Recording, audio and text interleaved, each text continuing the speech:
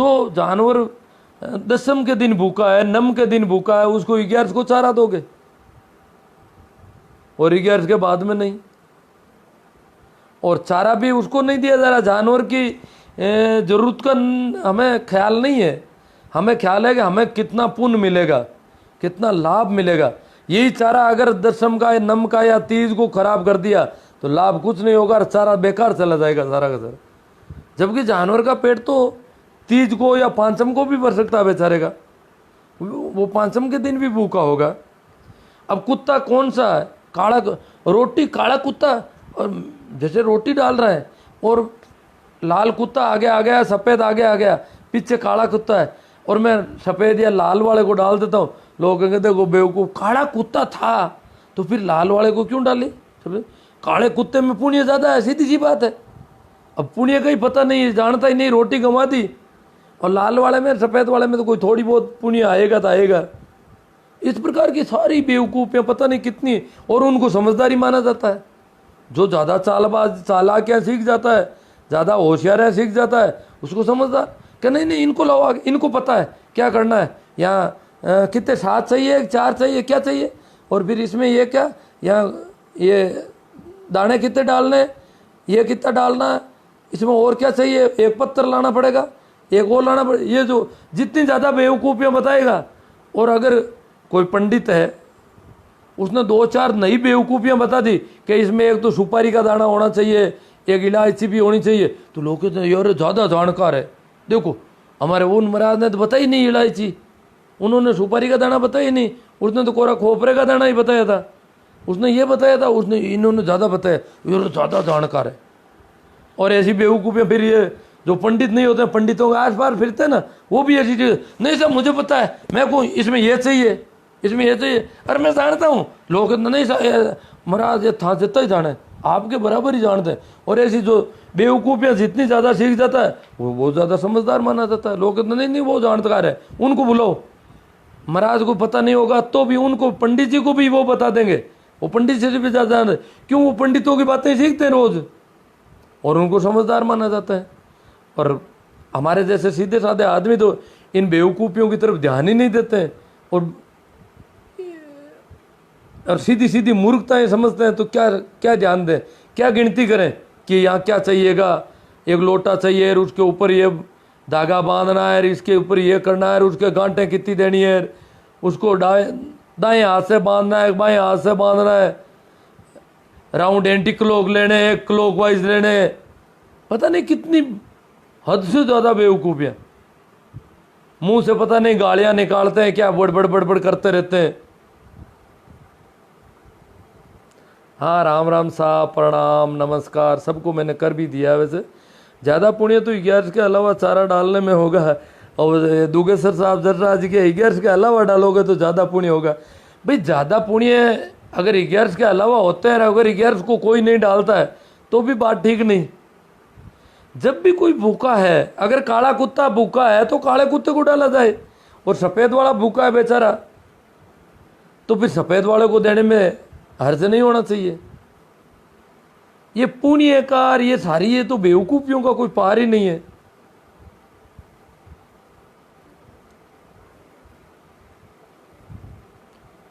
करोड़पति टाउर, हाँ वो करोड़पति नहीं है, धन के लिए नहीं लगाते जी। घर में बीमारी है कोई आता, और आपके मेरे को मकान बन रहा था, मैंने दक्षिण की तरफ दरवाजा रख दिया, इतने में कोई रिश्तेदार आए, क्या दरवाज़ा था आपने, पर अब आपको कौन समझाए, परंतु आपके ये काम ठीक है। मेरा क्या है कि ऊपर जो कमरा जो बनना था वो ऐसी दिशा में था उनके हिसाब से, उधर से ऊंचा होना ज़रूरी है, ये हो जाएगा तो आपके सारी समझ आए। जबकि मैंने उसी दिशा में दक्षिण में ओद खोद रखे थे, पहला ओद और दूसरा ओद उससे भी गहरा और उससे आगे और गट्टर, जबकि दक्षिण से नीचा भी नहीं होना चाहिए दक्षिण दिशा में घर के पास में। तो वो तो मैंने 3 तरह के खोद दिए थे और ठीक ही चल रहा है। ऐसा कुछ वो तो मेरी अपनी सुविधा के हिसाब से कर रहा था। मैंने इसका ध्यान भी, मैंने कोई जानबूझकर कुछ नहीं है। हाँ दक्षिण का दरवाज़ा मेरा जानबूझकर चॉइस है।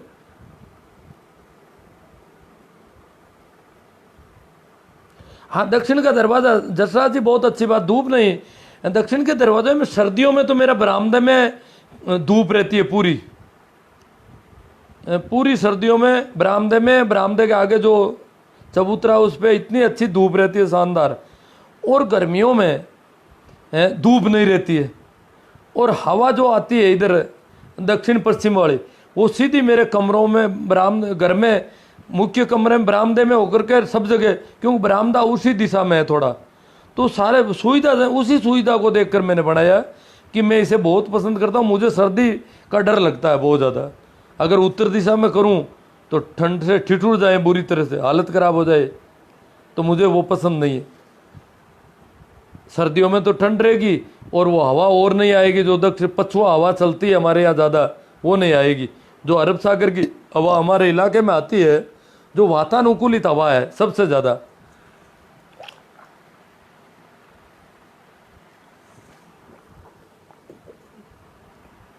क्योंकि मैं नागौर जिले का रहने वाला, ज़्यादातर लोगों को पता होगा, तो हमारे यहाँ बाकी कोई भी हवा आएगी, पूर्व की आएगी या उत्तर की आएगी, तो उस हवा में सर्दियों में तो ठंड ज़्यादा होगी, गर्मियों में गर्मी ज़्यादा होगी।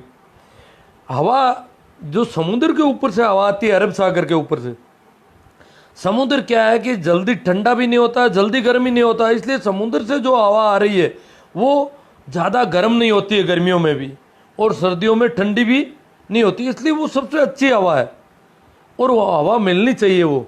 तो इसलिए मैं इसी दृष्टिकोण से मेरा यह था कि दक्षिणी की तरफ ही होना चाहिए सारा। भाई कैसा राम जी चौधरी कह रहे हैं, आपका मिशन जनमानस की भलाई के लिए बहुत ही शानदार है जी। हाँ, आज वाला ठीक लगा, अच्छा टॉपिक है। जलवानिया जी कह रहे, हाँ भाई साहब आप सच्चाई बोलते हो। सूरज जी जाट कह रहे, गुरु जी में मेरे हिसाब से तो गौ माता की सेवा सबसे बड़ी अन्नदान ही सबसे बड़ा दान है।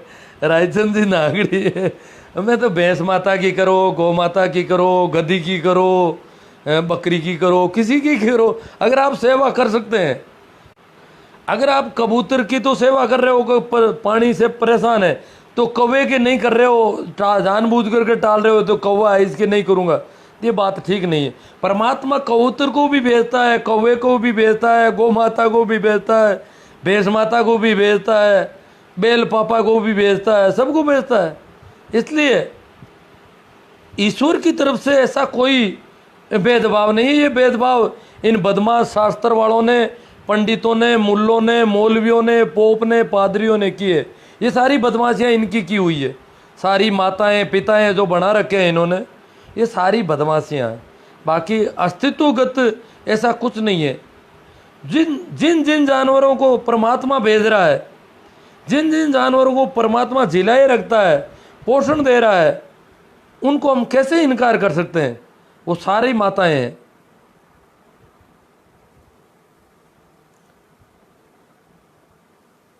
ये तो सारी किताबों में लिखी हुई है, अन्नदान और वो दान। दान क्या है, जैसी जहाँ जरूरत है। अगर प्यासा है, ऐसी गर्मी में कोई पक्षी प्यास से व्याकुल है और आके पड़ जाता है, अपन को दिखाई देता है कि प्यास से व्याकुल है, तो उसमें पानी छिड़कना चाहिए, पानी पिलाना चाहिए, पानी से थोड़ा उसको ठंडक देनी चाहिए। ये नहीं है अन्नदान जरूरी है, पानी को एक तरफ रख दो। वो तो प्यास से व्याकुल है, टेम्परेचर बहुत ज़्यादा चल रहा है हवा का, और हम अन्नदान लेके जाएंगे। नहीं, अन्नदान का सबसे ज़्यादा पुण्य है, सबसे बड़ा दान करेंगे। छोटा दान है पानी, पानी कोई बड़ा दान थोड़ा ही है। वहाँ हवा की ज़रूरत है तो हवा दो, पानी दो, जो ज़रूरत अगले वहाँ ज़रूरत किस चीज़ की है वो देखनी चाहिए हमें।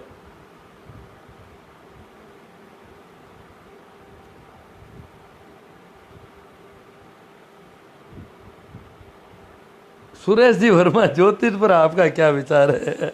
देखो सुरेश जी, देखो ज्योतिष पर मेरा जो विचार बता दूं मैं, सुरेश जी को बताना बहुत ज़रूरी है। ज्योतिष के प्रभाव सभी चीज़ों के,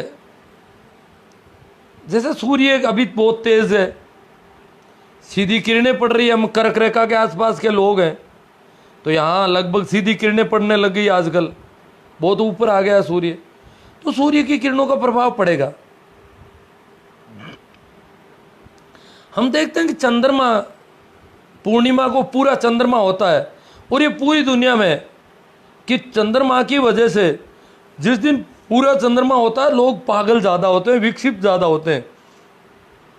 हर कोई आदमी गाने गुनगुनाने लग जाता है, तो पागलपन सवार होता है। इसको चांद मारा भी कहते हैं।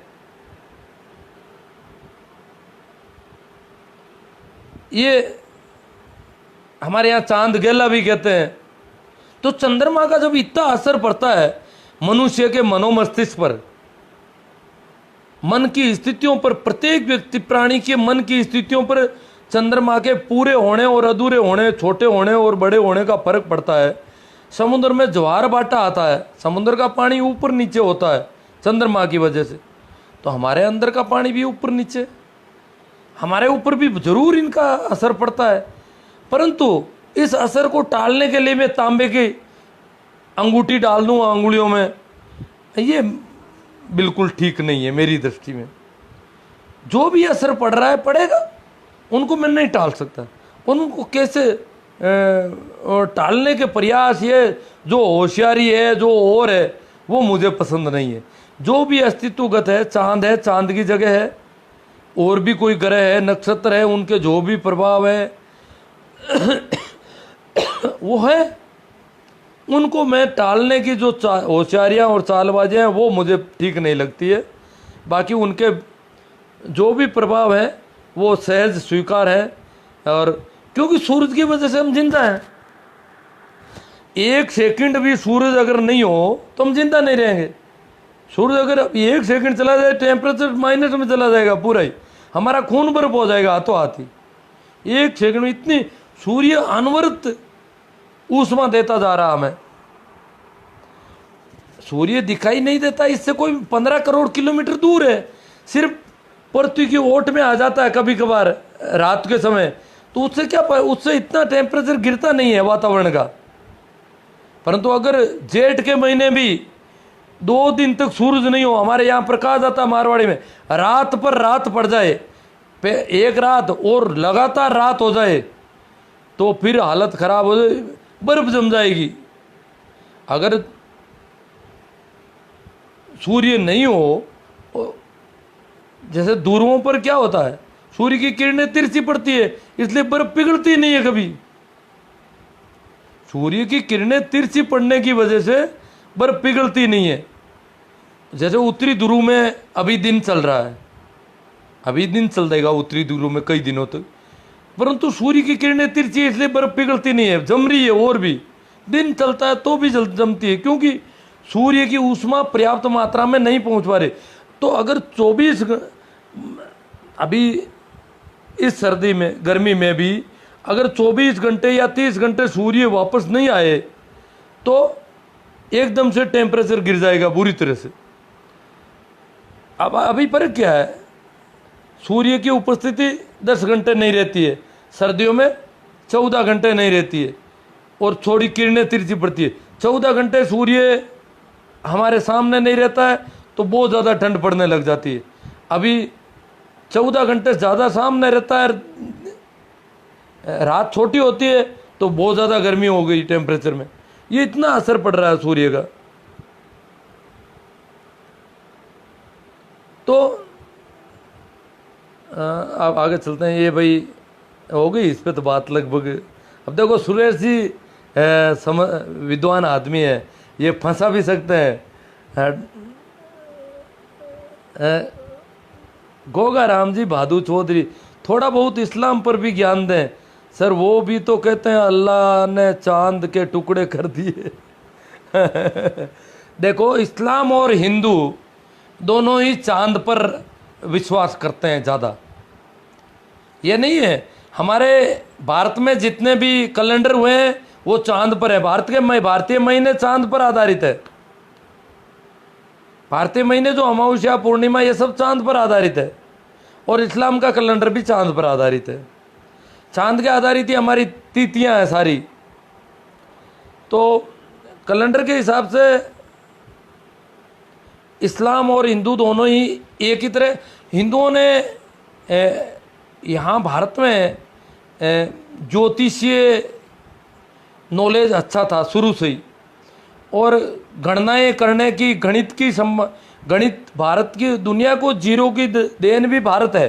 तो गणित के मामले में भारत बहुत तेज था, ज्योतिषीय गणनाओं में भी तेज था। इसलिए भारत के लोगों ने सूर्य का भी तालमेल कर दिया साथ में।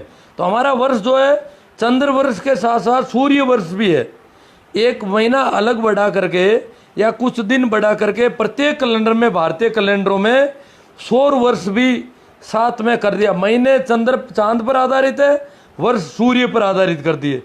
जबकि इस्लाम वालों ने कैलेंडर को सौर वर्ष के हिसाब से सेट नहीं कर पाए और वो पूरे चांद पर ही चलते हैं। इसलिए कभी तो रोजे सर्दियों में आते हैं, सर्दियों में आते आते आते 39 वर्ष में वापस उसी जगह आते हैं। मैंने पहले भी गर्मियों में रोजे देखे हैं और आज वापस गर्मियों में रोजे चले, अब तो वो सर्दियों में ही चले जाएंगे थोड़े दिनों बाद में। तो ये इस्लाम का कैलेंडर जो है केवल चांद पर है, सूर्य पर आधारित नहीं है। और बेवकूफ़ियों का कहे तो भारत वाले पृथ्वी को अभी भी कहते हैं शेषनाग पर खड़ी है, इस्लाम वाले कहते हैं बेल के सींग पर खड़ी है। और ये तो कोपरनिकस ने जब कहा कि सूर्य घूमता है पृथ्वी नहीं घूमती, तो पूरा यूरोप नाराज हो गया था। गैलीलियो के साथ क्या किया हमने? तो जिन्होंने भी ऐसे वैज्ञानिक उद्घाटन किए, तो बेवकूफ़ियाँ कोई इस्लाम और हिंदू ये नहीं है, ये तो सभी जगह थी समान रूप से। अब यहाँ पर चर्चा करेंगे तो हम हमारी करेंगे या दूसरों की करेंगे? नरेंद्र चौधरी कहते हैं क्या साबित करना? कुछ भी साबित नहीं करना चाहता हूँ, यूँ ही बातचीत कर रहे हैं जी। आप नाराज हो रहे हैं लगता है। सुना है कि अबोध बच्चे ने शिव मंदिर में कोरोना से बचने के लिए अपनी जीभ काट कर, हाँ बच्चा या बच्ची, सुना तो है ऐसा। अब देखो ये कोई कह देते हैं, सिखा देते हैं इनको, अब फिर ये कहते हैं साबित क्या करना चाहते हो। इन्हीं बातों पर अपन चर्चा करें तो कुछ हमारे चिंतन में ऐसा विकास हो कि हम जो अंधविश्वास हैं उनसे थोड़ा किनारा करें, उनसे कुछ अलग हटने की कोशिश करें। नरेंद्र चौधरी तो रोकते क्यों नहीं है? फेसबुक पे बोलना एंड रियलिटी में कुछ करना, देयर इज डिफरेंस। किसको रोकना चाहिए? नरेंद्र चौधरी बहुत नाराज हो गए, इनके कोई दुखती रग पर बात हो गई कहीं। ये बहुत सीधे आदमी होते हैं ना, ये नाराज होते हैं, इनको वो एकदम से अड़चन खड़ी हो जाती है। मास्टर धूड़ाराम जी पारे की कहते हैं आपका लाइव देखने की आदत हो गई है, लोक कल्याण के लिए आप जैसे नेक दिल समाज सुधारकों की नितांत आवश्यकता है। ठीक साहब, गलत न्यूज़ है, नरेंद्र जी को कोई गलत न्यूज़ मिल रही है कहीं से, वो न्यूज़ गलत होगी, उनको कह रहे हैं जो जीभ चढ़ाने वाले जलवानिया जी का जवाब है। हाँ सही बात कह रहे हो। मोहन बाबू चौधरी कह रहे हैं टोने टोटके वालों भोपे बल्डों से तो मैं भी नफरत करता हूँ। देखो मोहन जी भी हाँ नफरत तो क्या वो है उनका जो है। अब नफरत करें या प्रेम करें क्या करें, परंतु अपन उनको खुली आंखों से देखें और उनकी जो परिस्थितियाँ उसको समझें और वैसी बेवकूफ़ियाँ नहीं करें। आपके घर परिवार में व्रत का कोई पालन नहीं करता? करते हैं जी, सुखराम जी करते हैं, मेरे परिवार में भी करते हैं लोग। मेरा बच्चा तो नहीं करता कुछ भी, उसने तो आज तक किसी देवता को शायद हाथ नहीं जोड़े जहाँ तक मैं समझता हूँ, उनने कभी अगरबत्ती की है। मेरे तो वहाँ जोधपुर में बच्चा रहता है और तो कभी उस घर में अगरबत्ती का काम ही नहीं पड़ा। अब किराएदार कोई आते हैं तो वो अपने कमरों में करते रहते हैं और न उसके ऐसा काम नहीं। वो तो हम कोटा में रहते थे पहले, तो दो बच्चे थे, वो सामने बगीचे में हनुमान मंदिर था, तो बेचारे कोचिंग करने वाले, अब साइंस के बच्चे हैं, रोल नंबर लिख रखे हैं हनुमान मंदिर में सब ने, जेई मेन में एडवांस के रोल नंबर ताकि वो सिलेक्शन हो जाए। और वो साइकिल चलाते चलाते ही एकदम से हाथ जोड़ कर बीच में वो उधर हाथ हैंडल छोड़ के हाथ जोड़ते हैं, वो बच्चा हंसता था कि ये गिर जाएंगे यहाँ पर। तो बाकी घर में करते हैं, ऐसी बात नहीं है। एक अगरबत्ती करने का रिवाज भी है घर में वैसे।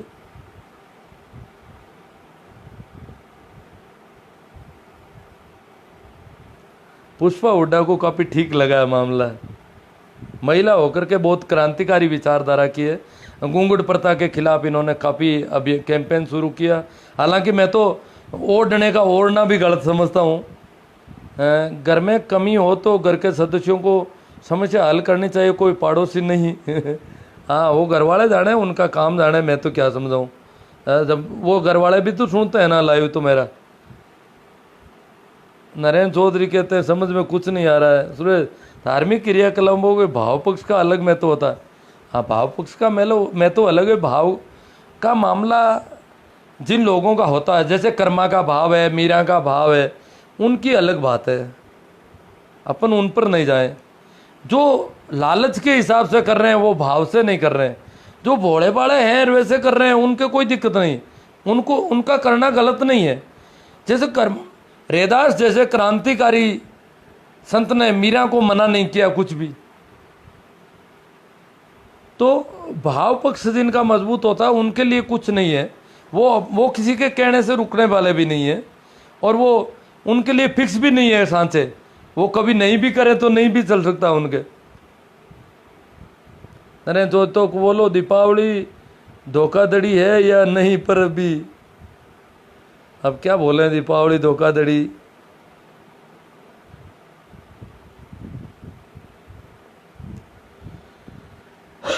देखो, जैव रसायन परिवर्तन पर सुरेश जी बात करना चाहते हैं।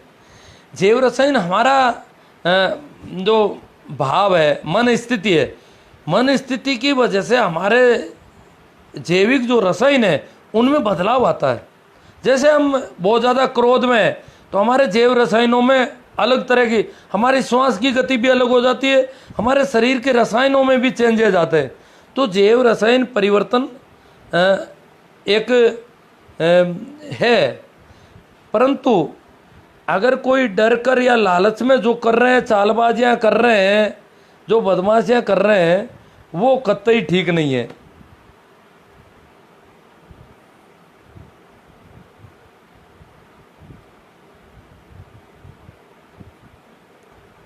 गणगौर वे, हाँ गणगौर है वो, गणगौर, तीज, चौथ, पांचम, छठ, वो सारे ही है जी।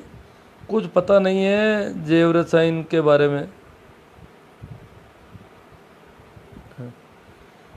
एस आर कल्याण, हाँ इनको ठीक लगी है। पाखंडी आदमी सबसे ज़्यादा खतरनाक होता है, कई घर बर्बाद कर दिया।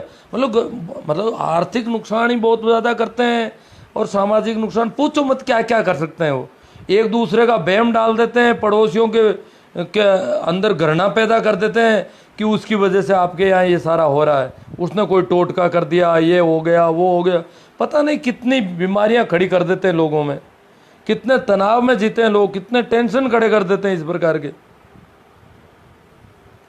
तो गणपत राम जी चौधरी की बात बहुत अच्छी बात कही है इन्होंने, फालतू का ज्ञान ना बांटे हैं। नरेंद्र चौधरी अरे यार नरेंद्र जी वास्तव में बहुत सीधे साधे आदमी हैं, बाकी इतनी नाराज़गी होती नहीं।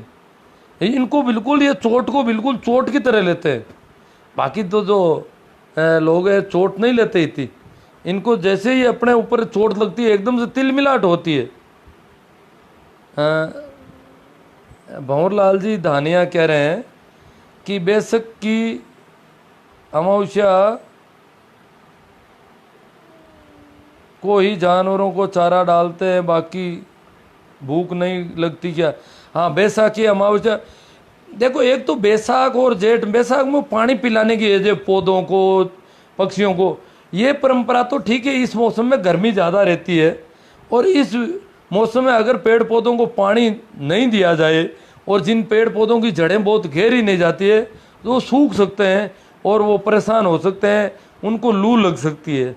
तो इस मौसम में जो पानी देने की परंपरा है वो एक इलाके के तापमान के हिसाब से ठीक है। सर्दियों में अगर नहीं भी पानी दें तो पौधे पार पड़ जाते हैं, पेड़ पौधे, बड़े पेड़ जो है। ये वार तिथि समय सबाई पूजा प्रपंच सब कुछ व्यर्थ है, अनावश्यक है। देवीलाल जी गोदर, पाखंड और तरकीन है जो केवल बेवकूफ़ी या चालाकी हो सकती है और कुछ नहीं।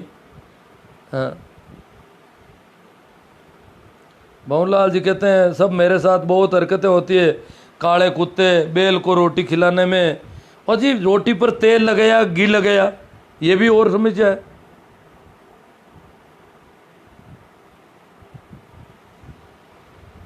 भंवरलाल जी कहते हैं मैं भी बैल की जगह गाय को दे देता, फिर झगड़ा शुरू हो जाता।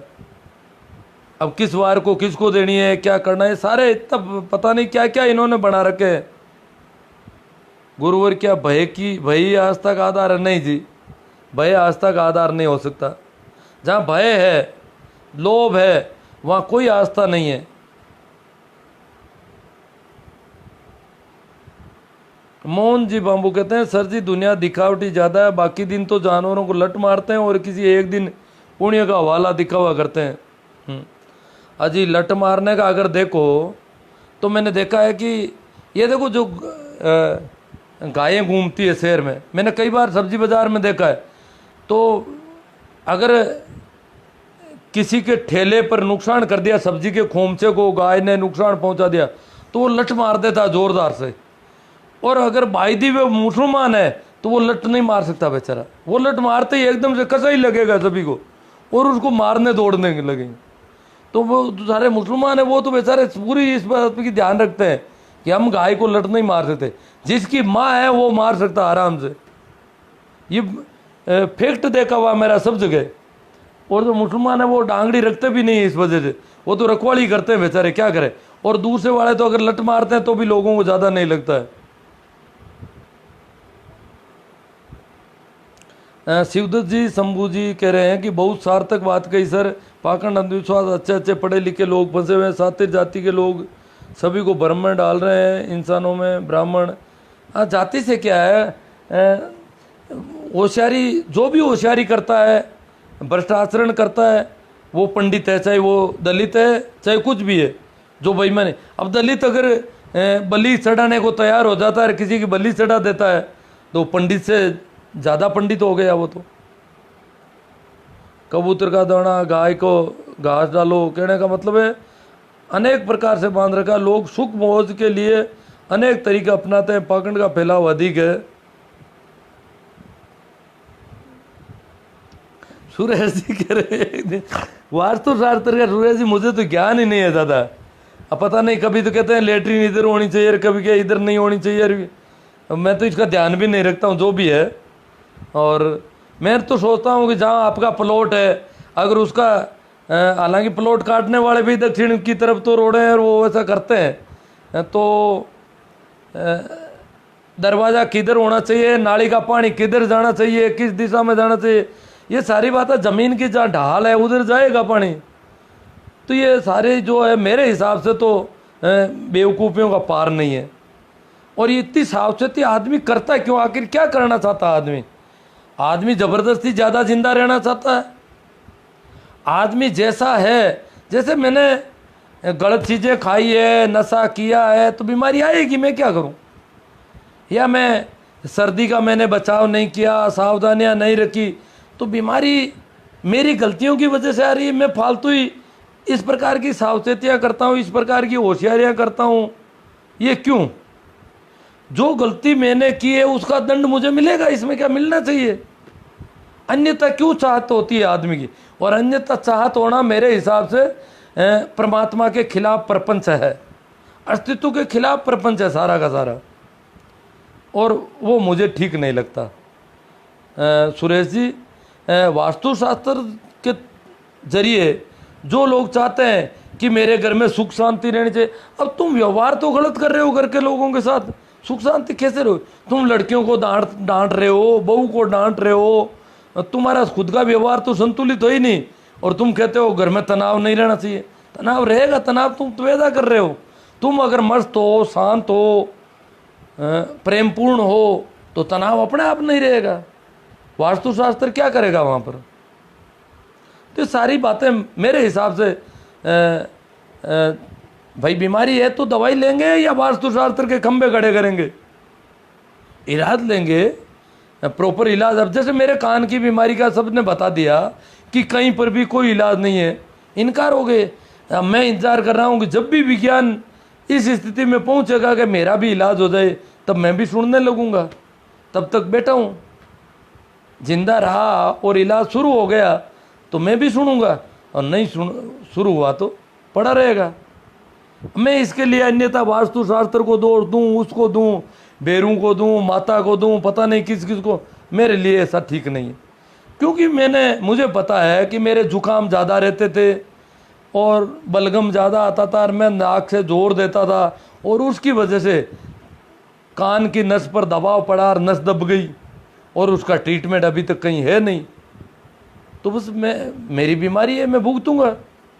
इसके लिए मैं वास्तुशास्त्र के तरह तरह के हथकंडे अपनाऊं, ये मुझे ठीक नहीं लगता। अंधविश्वास और पाखंड के डर से लोगों को लूटा जाता। हाँ, बहुत ज़्यादा नुकसान हो रहा है। टेंशन, तनाव, नींद, मनोरोगी बन जाते हैं लोग। नुकसान का कोई पार ही नहीं है। आज का लाइव तो वाकई तारीफ पे काबिल है। अधिक से अधिक लोगों तक पहुंचाना ही पुण्य का कार्य होगा। हाँ, सुभाष जी को अच्छा लग रहा है और सुभाष जी की अपील के हिसाब से बाकी लोगों को भी अगर लगे तो इसको अधिक से अधिक लोगों तक पहुंचाया जाए। और मेरा जो यूट्यूब चैनल है उसको सब्सक्राइब करके उसमें और भी काफ़ी लाइव मिल सकते हैं आपको और काफ़ी वीडियो हैं। स्वतंत्र विचार रखना कोई कीड़े मकोड़े का खेल नहीं है। राजू राम जी मेघवाल कह रहे हैं, जिगर होना चाहिए मानसिक गुलामी को चुनौती देने के लिए। लो, इनको बड़ा यूँ महसूस हो रहा है कि अच्छी बात हुई है काफ़ी। शिवदत्त जी को जवाब दे रहे, किसी को खाना खिलाना कोई पाकड़ नहीं होता, आप गलत जा रहे हैं। मोहन जी बाबू कह रहे हैं, अजी खाना तो खिलाना पाकड़ नहीं होता है। शिवदत्त जी कह रहे हैं 11 को खिलाना, काले कुत्ते को खिलाना, वो लिखा उन्होंने। अब थोड़ा देखो कि अगर गोरा कुत्ता है, सफ़ेद कुत्ता भूखा मर रहा है और काले कुत्ते को तो पहले ही कई घरों में खिला दिया बेचारे को, अब वो खाना ही नहीं चाहता। और तुम कहते हो काला अगर खा ले तो मामला बैठ जाए। वो बेचारा पूंछ हिला रहा है, सफ़ेद वाला भूखा सफ़ेद वाला मर रहा है।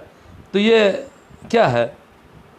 ये चालबाजी, ये चालाकी, ये भ्रष्टता, ये बदमाशी, बेईमानी, ज़्यादा पुण्य का लालच, ये क्या है? इस पर वो कहा है उन्होंने।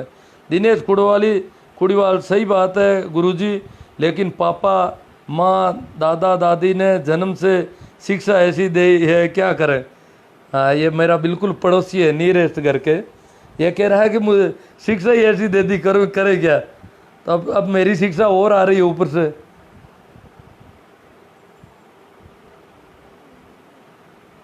राजू राम मेघवाल ये कह रहे हैं कि स्वतंत्र विचार रखना कोई ठीक है, ये तो आ गया सही, वापस आ रहा है, पता नहीं। सर मैंने घर बनाया है, बिना मुहूर्त पूछे बनाया, आराम से रहता हूँ। हाँ, मेघा राम जी गोदारा, मैंने जब गांव के इस मकान में जहाँ मैं बैठा हूँ इसकी नींव दी, तो मैं खुद पूरा नक्शा मेरा बनाया हुआ। जो गांव के सामान्य कारीगर थे उनको मैंने कह दिया जैसा मैं कहता हूँ वैसा काम करो, आपको काम करना है, आपको दीवार बनाना आता है और मैं जैसा कहता हूँ, क्यों नक्शा मैंने तय कर रखा है अपना, मैं किसी से पूछने नहीं जाता, मेरे हिसाब से मैंने नक्शा बना दिया। क्योंकि मेरा साइंस बहुत अच्छा है, मैं विज्ञान और गणित काफ़ी अच्छी थी मेरी, और मैं हिसाब किताब अच्छे जानता हूँ। तो मुझ पर मेरा इतना भरोसा है तो मैंने तय कर दिया। तो पहले मैंने कारीगर को बुलाना भी ज़रूरी नहीं समझा, मैंने पत्थर डलवाने शुरू कर दिए और नींव मैंने अपने आप नींव के लिए लेबर लगा के और खुदवा दी और मेरे हाथों से नींव भर दी। तो मैंने उसमें गुड़, जो जवार के दाने, बाजरी के दाने डालने चाहिए थे वो मैंने नहीं डाले बिल्कुल। मैंने कहा ये गुड़ से नींव कमज़ोर रहती है। नींव में तो सीमेंट, कंक्रीट, और उसका जो मैंने इंजीनियर से पूछ लिया, जो मेरे मित्र थे, उन्होंने बताया कि ये इस प्रकार का अनुपात होना चाहिए और इस अनुपात में अगर आप इसको ऐसा गारा बना के, और ये कंक्रीट का पहला जो नींव की पहला तल था वो मैंने मजदूरों के, कारीगर को बुलाया नहीं, जो मिस्त्री होते हैं उनको नहीं, मजदूरों के हाथों से मैंने डलवा दिया मेरा। तो मैंने ऐसा कुछ नहीं किया, न तो कोई तारीख का पता, न कोई वार का, नहीं, जब भी मुझे ठीक लगा उस दिन नींवें खुदवानी शुरू कर दी और जब भरना सीख लगा भर दी। शुरुआती एक तल जो 1 फीट का मैंने किया वो मैंने किया, बाद में चुनवाई का काम कारीगरों को बुला लिया। तो अब उसके बाद मेरे जोधपुर में मकान बनना था, तो मैं तो वहाँ किसी को ठेका दे करके आ गया, वहाँ कोई रहता भी नहीं था। तो जो कारीगर थे, ठेकेदार था, उसने फ़ोन किया कि नींव तो मैं खुदवा के आया था, फिर उनके जब उनकी लेबर और उनके जब आदमी मिले उस दिन उन्होंने शुरू करना था। मेरे लिए मेरी तरफ से उनकी दिन की छूट थी, किसी भी दिन करो। मेरी तरफ से उनको ये पाबंदी नहीं थी कि आपको शुरुआत इस तारीख को और इस दिन को और ऐसा कुछ करना, ऐसा कुछ था ही नहीं। वो ठेकेदार पहले से ही मुझे जानता था व्यवहार से। तो फिर उन्होंने फ़ोन किया कि साहब ये तो अड़चन आ रही है। मैंने कहा क्या आ रही है? कि ये पड़ोसी जो महिलाएं हैं वो कह रही है कि ये क्या कर रहे हो आप, नींव में कुछ पूजा ही नहीं कर रहे हो। तो मैंने कहा तो पड़ोसी एक अध्यापक जी की पत्नी थी, उन्होंने कहा उनको मास्टर साहब जी से हमारी बात कराओ। तो उन्होंने बात की कि ये क्या कर रहे हैं, आपके नींव शुरू कर दी इन्होंने। मैंने कहा तो क्या करना, तो कारीगर है, ये मिस्त्री है, जानते हैं, इनको ही करना चाहिए काम, तो हम करेंगे क्या? कि नहीं नहीं उसमें कुछ किया ही नहीं, पहले पूजा और मैंने कहा इसकी तो कहाँ ज़रूरत ही नहीं थी कुछ भी।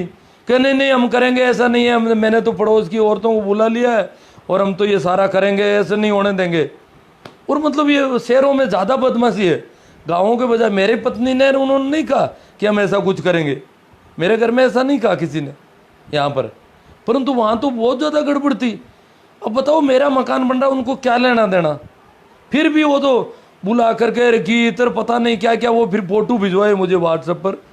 और उन्होंने कहा कि मैंने कहा भाई एक ही ये शर्त है, गुड़ वगैरह मत डाल देना उसमें मेरी नींव में, और दाने मत डाल देना, क्यों दाने अंकुरित होते हैं तो नींव को फुला देते हैं। और जहाँ भी हम सीमेंट करते हैं तो उसमें दाने नहीं होने चाहिए। कोई बीज है तो अंकुरित होते हैं तो उसको गीला रहता है 4 दिन में, तो अंकुरण की वजह से वो उसको सीमेंट के तल को हटा सकता है वहाँ से। इसलिए मैंने कहा बीज, दाने और गुड़ वगैरह वैसा वो कुछ मत डाल देना, और जो तुम्हारा करना है कर लेना। अब करें क्या, मैं तो फंस गया वहाँ पर। तो फिर उन्होंने वैसा वहाँ किया उन लोगों ने। यहाँ तो क्या है कि मेरा घर एक साइड में बन रहा था, परिवार वहाँ रहता था, और घर वालों को कोई दिक्कत थी नहीं। तो ये बीमारियाँ मैंने बताया ना, मेरे यहाँ शादी में जब गांव वालों ने, किसी ने नहीं कहा कि आपकी दाढ़ी बड़ी हुई है। गांव वालों ने इतना ही कहा ज़्यादा से ज़्यादा कि ये माहिर आ रहा है तो थोड़ा सापा बांध रखना ही पड़ेगा, रखना ही पड़ेगा, तो रख दिया। बाकी किसी ने नहीं कहा। यहाँ लगभग बहुत ज़्यादा तादाद में ससुराल पक्ष के लोग और गांव के भी लोग, काफ़ी लोग थे मेरे जो भी थे, परंतु उन्होंने किसी ने नहीं कहा। उनको पता है कि इस आदमी को कहने से कोई मतलब नहीं। परंतु जो जोधपुर के जो शहर वाले पड़ोसी आए, उन्होंने तो, मैं तो वो बेटा था और वहाँ फंक्शन वो चलता था कार्यक्रम, वो तो बीच में ही आकर के कान में कहने लगे, मैं सुनता नहीं कान वाले तो, और वो कह रही है तो ये क्या कर दिया यार आपको, अभी के भी दाढ़ी दिए, कार्यक्रम संपन्न होते हैं आपको दाढ़ी बढ़ाने। और फिर यहाँ जिम्मेदारी देख करके गए मुश्किल से कि दाढ़ी जरूर बनानी है इनकी। ये कोई होता है कि दाढ़ी नहीं बनाई इन्होंने? अब मैं तो दाढ़ी बनानी, मैंने बनाई नहीं लंबे समय से दाढ़ी, मैंने मुसीबत खड़ी कर दी यहाँ। और आदमियों को, 2 आदमियों को पीछे लगा दिया कि उन्होंने कहा यार ऐसा कहा यार आपको दाढ़ी तो बढ़ानी पड़ेगी ये। तो मैंने कहा यार मेरे कोई जिद नहीं है दाढ़ी बढ़ाने, परंतु मेरी आदत नहीं है यार, मेरी ये चमड़ी छूल जाएगी बिना मतलब। ये चमड़ी मुझे बड़ा यूँ अड़चन होगी, जलन होगी यहाँ पर। तो मेरे घर में तो वो है भी नहीं, रेजर ब्लेड वो सिस्टम भी नहीं है। तो मेरे भाई से मैंने मंगवाया, मैंने कहा भाई करो और क्या है। तो मैं तो जानता नहीं, लंबा टाइम हो गया, और आजकल नई तरह के आ गए रेजर ब्लेड। तो मैं बाथरूम में घुस गया, चांद ले वो कांच ले करके, और मैं क्या कि पहले नहा धो करके फिर बनाता था, तो वो गीली हो जाती थी ज़्यादा। जब मैं दाढ़ी बनाता था तो मुझे याद है एक ब्लेड मेरे 4-5 महीने तक काम आती थी। पहले बालों को बहुत ज़्यादा गीले करते थे, ब्लेड का कुछ नहीं बिगड़ता, चाहे कितनी दाढ़ियाँ बढ़ाओ। पहले नहा लो आप साबुन से अच्छा, और अगर आधा घंटे या 15 मिनट तक गीला रह गया मुंह दाढ़ी तो बाल बिल्कुल आराम से कट जाते। परंतु ये तो पता नहीं रेजर ब्लेड में तो फंस गया वहाँ, काफ़ी टाइम तक परेशान रहा, चश्मा बाहर भूल गया। और मैंने कहा यार बाल तो कटे नहीं है, ये हाथ फेर के देख रहा हूँ तो बाल कट नहीं रहे। फिर मुश्किल से काफ़ी टाइम हो गया तो बाहर निकला आधा पौन घंटे बाद में, और घर में तो महिलाएं और थी, उनको मैंने कहा क्या मेरे कटिंग हुई है कि नहीं हुई है? कि नहीं नहीं बाल तो पड़े हैं ज़्यादातर। मैंने कहा ये वो नहीं, मेरे भाई को फ़ोन किया, मैंने कहा भाई ये रेजर मेरे तो समझ में नहीं यार, या तो तू आके कर दे, नहीं तो मेरे तो ये तो उल्टा समस्या कर दी है। तो फिर जा करके और उसने वो कैसे ही करके वो दाढ़ी की। इस प्रकार शहर वाले लोग जो है मेरे हिसाब से गांव वालों से भी ज़्यादा यूँ है, ग्रामीण तो और भी ग्रामीण बुद्धि है। ये ग्रामीण तो अब शेरों की हवा लगने से गाँव में बेईमानी आई है सारी। जब मैं बचपन में था तो उस समय तो कुछ था ही नहीं ज़्यादा है, वास्तुशास्त्र तो छोड़ो और भी बहुत कम तीमार थे। ये होली दिवाली मुश्किल से थोड़े बहुत थे। इनमें भी क्या है कि दोपहर तक तो खेत में काम करते थे, फिर आकर के थोड़ी स्लाब सी बना करके वो हो जाती थी दिवाली, और ज़्यादा नाटक नहीं था कुछ भी।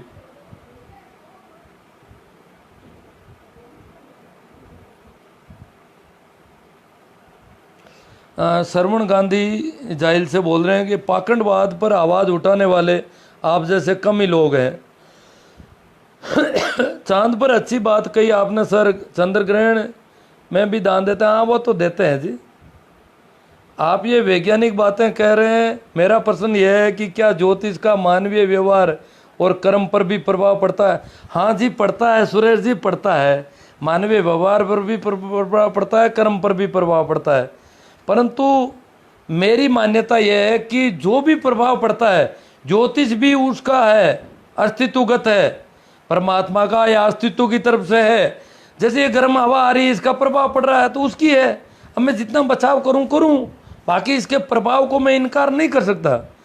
कोरोना आ गया तो इसके प्रभाव को मैं कितना इनकार करूंगा? मैं बचाव के प्रयास कर सकता हूं, प्रभाव पड़ेगा तो पड़ेगा।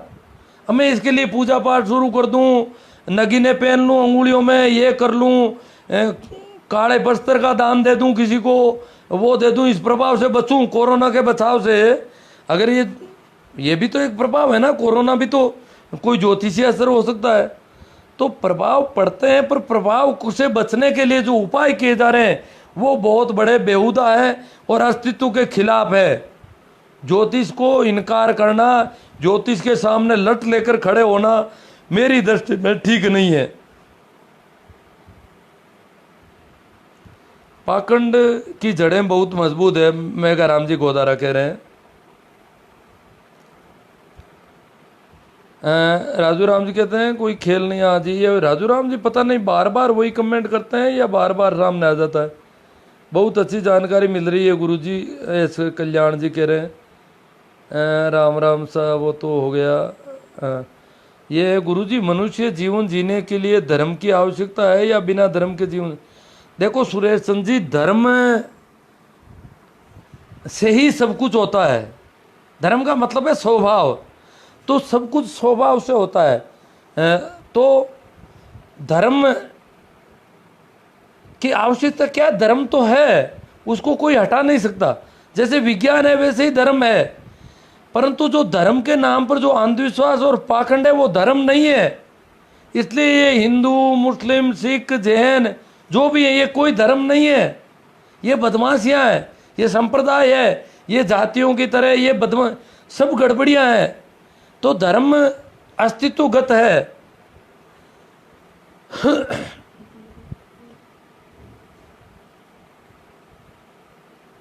हाँ, ईस्वी सूर्य पर आधारित है। इस्लामिक कैलेंडर सूर्य पर आधारित है? नहीं जी, इस्लामिक कैलेंडर तो सूर्य पर ये हिजरी सन है, वो सूर्य पर आधारित होता तो रोजे वगैरह ये इनके महीने पूरे साल घूमते। 39 साल में पूरी तरह ये तो 12 महीने मानते हैं चांद के। ये तो सूर्य पर आधारित है, मेरी समझ के बाहर आ रही है आपकी बात। तो बाकी भारतीय कैलेंडर सारे सूर्य और चंद्र दोनों पर आधारित है, गति पर आधारित है, सही है। ईस्वी सन सूर्य पर आधारित है, वो चंद्रमा पर बिल्कुल आधारित नहीं है। भारतीय कैलेंडरों में सूर्य चंद्रमा का दोनों का मिश्रण किया है, दोनों की स्थितियों को देखा है। इस्लामिक कैलेंडर में सूर्य मेरे समझ में नहीं आ रहा है ये तो। क्यों? रमज़ान का महीना अगर सूर्य पर आधारित होता तो रमज़ान का महीना कभी सर्दियों में नहीं आता, जैसे हमारे सावन भादो बरसात के दिनों में ही आते हैं रोजाना, क्योंकि सूर्य पर आधारित है। सूर्य पर आधारित का मतलब है मौसम पर आधारित होना। मौसम सूर्य की वजह से है। मूला राम जी, लॉकडाउन में अगर धीरे जेड़ा सो एक जना थारे जिता ऑनलाइन आता तो कई परिवारों की रोजी रोटी। हाँ, वो मूला राम जी ये भी मुझ पर आरोप काफ़ी लग रहे हैं। रोजी रोटी वाले ये जो गाड़ियाँ चलाते हैं वो कहते हैं आप तो तीर्थ व्रत ये सारी चीज़ें बंद कर, पता नहीं कितने कारखाने बंद हो सकते हैं। आपकी बातें अगर लोग वो तो ठीक है, लोग मानते नहीं। कितने उद्योग धंधे चौपट हो सकते हैं, कितने लोगों का रोजगार खत्म हो सकता है। मतलब बहुत ज़्यादा ये है, बात सही है आपकी। पर उसके लिए कुछ और काम हो जाएंगे कारखानों में, जहाँ अगरबत्तियाँ आ रही है, जो जो चीज़ें बन रही है, वहाँ कुछ और निर्माण हो सकता है, मनुष्य के हित के कई काम हो सकते हैं। सुरेश जी वर्मा कहते हैं सत्य तथ्य और प्रति पर भी बात होनी चाहिए। अब मैं प्रयास तो कर रहा हूँ। इनका कमेंट या तो मेरे समझ में नहीं आया या इन्होंने लिखने में कोई चूक की है। सत्य तथ्य आउट प्रतीक पर भी बात होनी चाहिए। बहुत अच्छा, या तो वापस आ जाएगा कोई कमेंट। सर आपको लोग बेवकूफ़ कहते हैं तो ये चिंता का विषय नहीं है और मैं जानता हूँ कि आपको इनकी कोई चिंता भी नहीं है। हमारे विचार आपसे बिल्कुल पूरी तरह मिलते हैं, इसलिए अब हमारी संख्या लगातार बढ़ रही है। अच्छी बात है। आपके ऑनलाइन हमेशा इंतजार रहता है। ये बदिया नगर से JR जी कह रहे, धारणाओं पर प्रहार करना अच्छी बात है, लेकिन कोई नई धारणा आरोपित करना भी ठीक बात नहीं है। तो मैं धारणा आरोपित नहीं कर रहा हूँ, नई धारणाओं पर प्रहार ही कर रहा हूँ। मैं कोई नहीं कह रहा हूँ कि ये धारणा पकड़नी है आपको। मैंने ये नहीं कहा कि अगरबत्ती की जगह ये शुरू कर दो, काले कुत्ते की जगह सफ़ेद कुत्ता पकड़ लो, ये मैं नहीं कहता हूँ कुछ भी। किसी भी प्रकार का बंधन और किसी प्रकार की गड़बड़ी है वो ठीक नहीं है। राजू जी मेघवाल, जिस तेली ने कोलू बनाकर तेल निकाला, खाने में स्वाद दिया, सुंदरता दी, जिस तेली ने तेल की पूजा के बिना शुभ मुहूर्त कार्य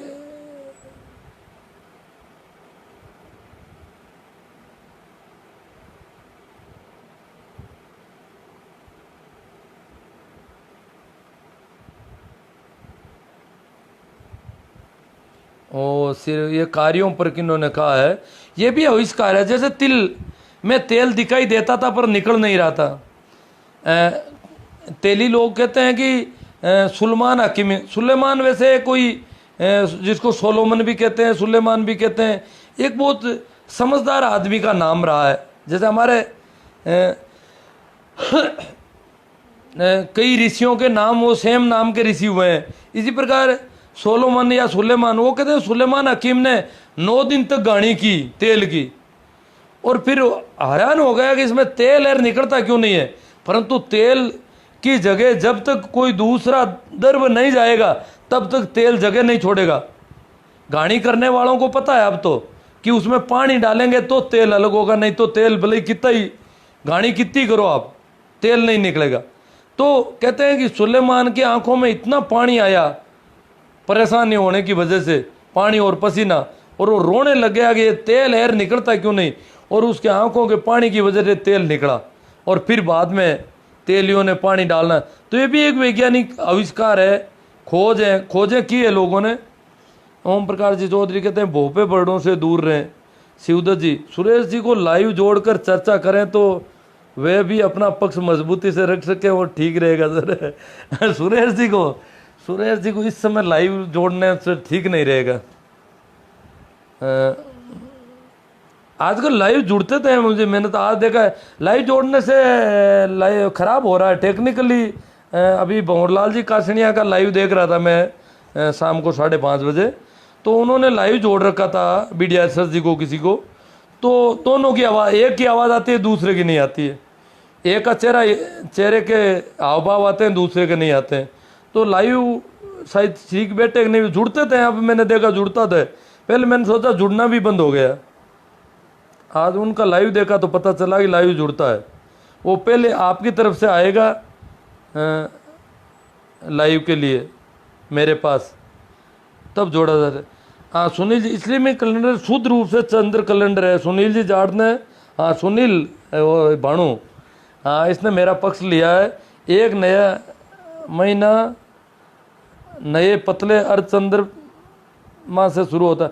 महीने तो भारतीय कैलेंडरों के चंद्रमा से शुरू होते हैं, परंतु इन्होंने क्या किया, भारतीय कैलेंडरों में या तो 10 दिन बढ़ा दिया हर साल में, और या फिर 1 महीना बढ़ा दिया 3 साल बाद में, और यूं करके चंद्र और सूर्य दोनों पर आधारित कर दिया उसको।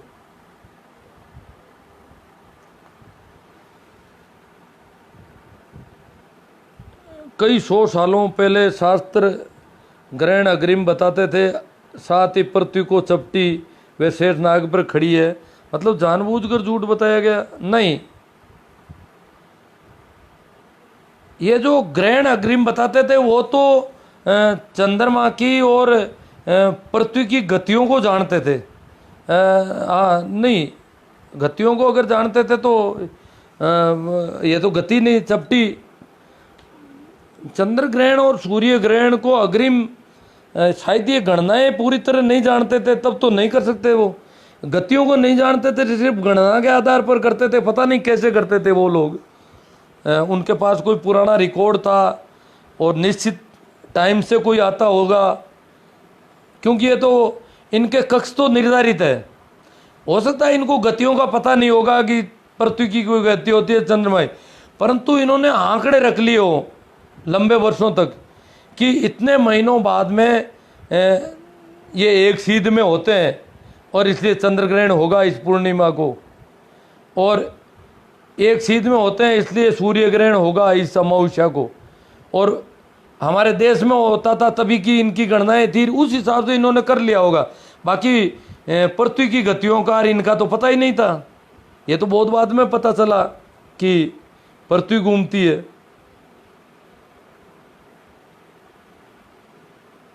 नहीं, वे पढ़े लिखे लोग नहीं थे, गणित था उनके पास, विज्ञान नहीं था। ये गणनाओं पर आधारित है, और गणनाओं के आधार पर अगर अपने सारी गणनाओं को एक जगह रखें, जब जब भी चंद्र ग्रहण हुआ है, जब जब भी सूर्य ग्रहण हुआ है, तो अग्रिम बताया जा सकता है, क्योंकि इनकी कक्ष बिल्कुल निर्धारित है।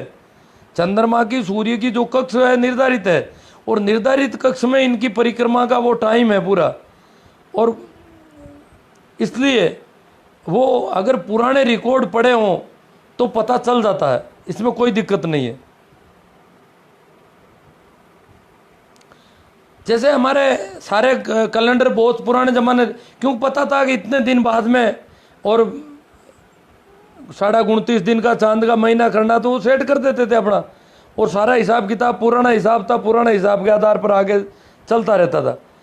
अब इस्लामी कैलेंडर में क्या है, वो चांद को खुद रेख के बिना नहीं मानते। अब संयोग से अगर अमावस के बाद पहली तारीख को चांद उनको नहीं दिखता, तो वो एक दिन के लिए उसको पोस्टपोन कर देते थे, महीने को आगे, तारीख को आगे बढ़ा देते थे। इस्लाम में ये है कि खुद ने जब तक चांद है, परंतु दूसरे दिन चांद देखने की जरूरत नहीं होती, क्योंकि पहले के देखे हुए चांद का दिन पूरा हो गया, इसलिए दूसरे दिन तो वो निश्चित कर देते हैं कि ईद आज नहीं कल होगी, आज दिखाई नहीं दिया इसलिए कल होगी। वो पहले वाले की गिनती के आधार पर कर देते हैं, पर वो पहला जो तारीख है उसमें चांद की अड़चन उनके रहती है रोज।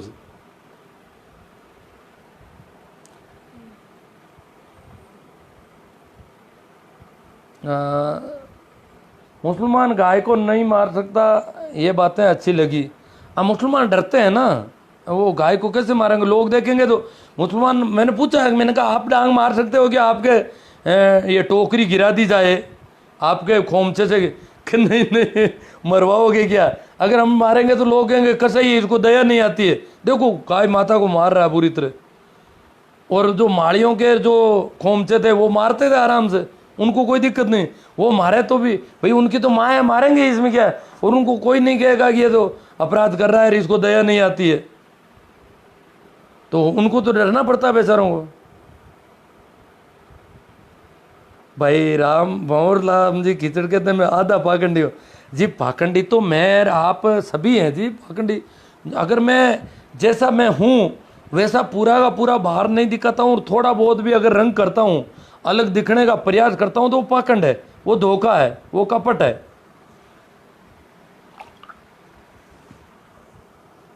पाखंड से फ्री होते ही आदमी बिल्कुल मासूम हो जाता है।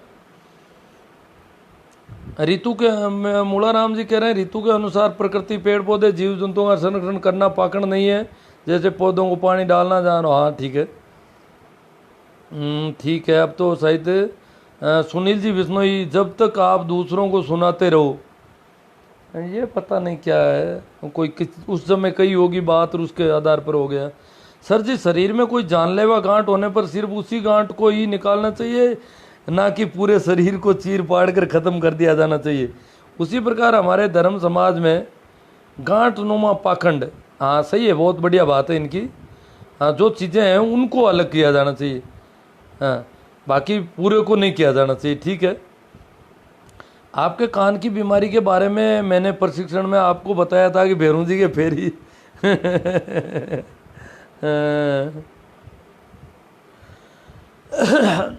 ताराचंद जी, अंधविश्वास मुक्त समाज ही देश को, समाज को प्रगति के रास्ते पर ले जाने का कार्य करता है।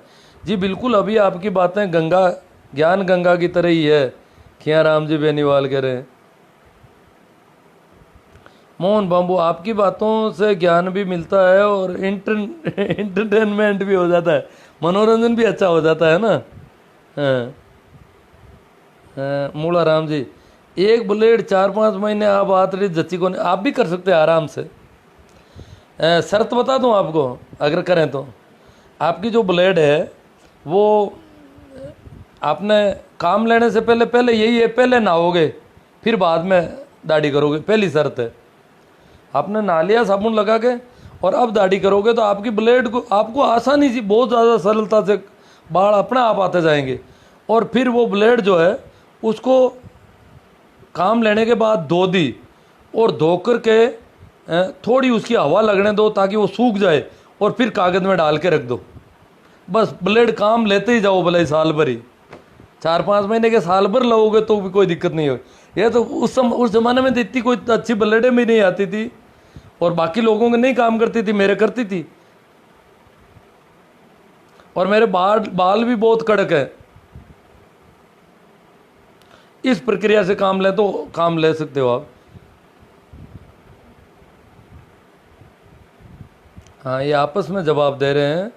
रामचरण जी नानिया का, सुरेश जी, ठीक है सर, मैं आपकी हर बात से सहमत हूँ। वांगड़ा जी चूहा से बोल रहे हैं, चूहा चूही से। रामचरण, आपकी बातें परम सत्य तो नहीं, जो भी है जैसी है आपको लगती है। और भी देखो, मैं कोई एकदम सत्य कहने की स्थिति में नहीं हूँ, फिर भी अपन विचार कर लेते हैं इस पे। सच्चे लोग होते ही सतग है, ये पूरा लिखा नहीं, सत्संग लिखना चाहते थे साहित्य। चलो, पाखंड खत्म हो जाएगा तो खर्चा भी कम हो जाएगा लोगों का, हाँ ठीक है, डर भी कम हो जाएगा, प्रेमपूर्ण भी होंगे, शांति भी ज़्यादा होगी। बचाव में आपका चेला बनूंगा, खेमा राम कड़वासरा।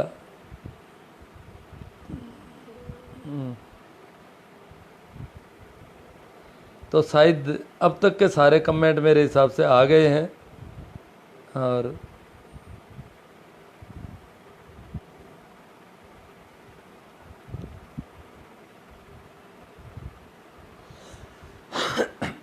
ठीक है, तो मित्रों आज करीब करीब अच्छा लगा। देखो सुरेश जी जो बातें कर रहे हैं, सुरेश जी क्या है कि वो विद्वान आदमी है, और वो थोड़ा कोशिश कर रहे हैं कि कुछ इनसे और कहलवाया जाए। अब मैं जितना जानता था उनका जवाब देने का मैंने प्रयास भी किया है। कुछ एक वक्तव्य उनके पूरी तरह से लिखे हुए थे नहीं थे, इसलिए नहीं दे पाया। बाकी तो करीब करीब सभी लोग मेरे एक तरह से पक्ष में। एक आध भाई को जो पीड़ा ज़्यादा हो रही थी वो भी पक्ष में ही है, क्योंकि उसको बात जो है असर कर रही है, चोट कर रही है बहुत ज़्यादा। तो बहुत अच्छा रहा और सबको अच्छा लगा। शायद सभी लोग, ज़्यादातर लोग इसको शेयर करेंगे। कैसे कर सकते हैं, और शेयर करने के भी बहुत सारे मीडिया हैं, अपन कहीं पर भी शेयर कर सकते हैं इसको। फेसबुक के अलावा व्हाट्सएप वगैरह सभी जगह शेयर होता है। शेयर का ऑप्शन देते ही अलग अलग साइटों के आपके जो भी अकाउंट हैं आपके, उनके ऑप्शन आते हैं। तो आप जिनको अच्छा लगे वो उस तरह से शेयर करें। धन्यवाद। और मेरे ये जो है यूट्यूब चैनल पर भी वीडियो चढ़ा रहा हूँ, उसको सब्सक्राइब करेंगे और उस पर कमेंट और लाइक करेंगे या उनको शेयर करेंगे। शेयर करने से बड़ा होगा, लाइक कमेंट या सब्सक्राइब करेंगे तो मेरे वीडियो आपको प्राथमिक रूप से, पैराइटी के रूप से, वरीयता के रूप में आपके सामने आते रहेंगे। ठीक है, तो धन्यवाद, प्रणाम, नमस्कार, राम राम।